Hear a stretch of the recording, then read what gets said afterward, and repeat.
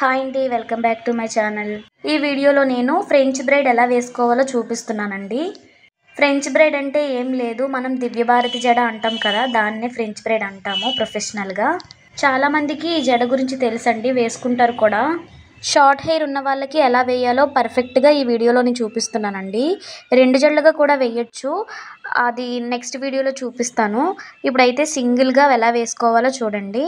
First మనం హెయిర్ని tangles లేకుండా క్లియర్గా దువ్వేసుకోవాలి. ఆ తర్వాత కొంచెం మనం ఫ్రంట్ ఏరియాలో పఫ్ తీస్తాం కదా, ఆ ఏరియాలో కొంచెం హెయిర్ తీసుకొని దాన్ని బాగా కోమ్ చేసుకొని అల్లడం స్టార్ట్ చేయాలి.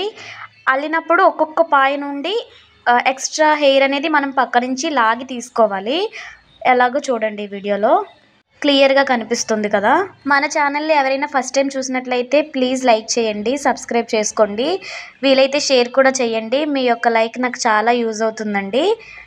ఈ విధంగా సైడ్ నుంచి మనం ఒక్కొక్క పాయకి యాడ్ చేస్తూ హెయిర్ని తీసుకోవాలి. అలా తీసుకొని వదిలేయకూడదు, కొంచెం కోమ్ చేసుకోవాలండి సాఫ్ట్గా. మనం ఏ పాయ తీసుకుంటున్నామో ఆ పాయని మళ్ళీ సెకండ్ టైము ఈ విధంగా కోమ్ చేసుకోవాలి, అలా అయితే సాఫ్ట్గా వస్తుంది. తర్వాత ఇంకొక పాయ మనం అల్లుతాం కదా, ఆ పాయ నుంచి ఇటు సైడ్ నుంచి హెయిర్ తీసుకోవాలి, దాన్ని కూడా సాఫ్ట్గా దువ్వేసుకోవాలండి. ఇదే ప్రాసెస్ని మనం ఎండింగ్ వరకు చేసుకుంటే హెయిర్ స్టైల్ అనేది కంప్లీట్ అయిపోతుందండి. ఈ ఫ్రెంచ్ బ్రైడ్ అన్ని అవుట్ఫిట్స్ పైకి కూడా చాలా బాగా సెట్ అయిపోతుందండి, చాలా బాగుంటుంది. చుడిదార్స్ పైకి అయితే ఇంకా బాగుంటుంది. చిన్నపిల్లలకు కూడా మనం ఈ హెయిర్ స్టైల్ వేయొచ్చండి. అండ్ హెయిర్ కూడా చిక్కులు పడదు. నార్మల్గా హెయిర్ లీవ్ చేసుకునే హెయిర్ స్టైల్స్ ఏమైనా అయితే చిక్కులు పడిపోతుంది జుట్టు. కానీ ఫ్రెంచ్ బ్రైడ్ ఏంటంటే మనం స్టార్టింగ్ నుంచి అల్లుకొని రావడం వల్ల చిక్కులు పడదు, జుట్టు కూడా సాఫ్ట్గా ఉంటుంది. మనం రిమూవ్ చేసిన తర్వాత కూడా అలాగే ఉంటుంది సాఫ్ట్గా.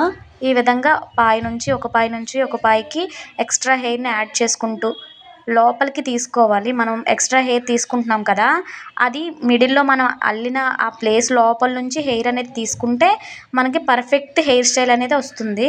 కొంతమంది పైన లోపలికి కాకుండా పైన ఇలా లాగేసి తీసేస్తారు, అలా అయితే మనం పర్ఫెక్ట్ హెయిర్ స్టైల్ లుక్ అనేది రాదు. పాయకి మనం హెయిర్ దువ్వుకోవాలండి, సాఫ్ట్గా వస్తుంది. అలా అయితేనే, దువ్వకుండా చేత్తో ఇలా అనేస్తే పర్ఫెక్ట్గా రాదు.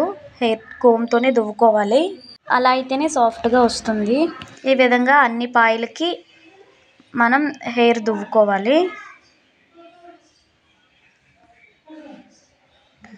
ఎండింగ్కి వచ్చే వరకు కూడా మనం హెయిర్ ఉంచుకోవాలండి.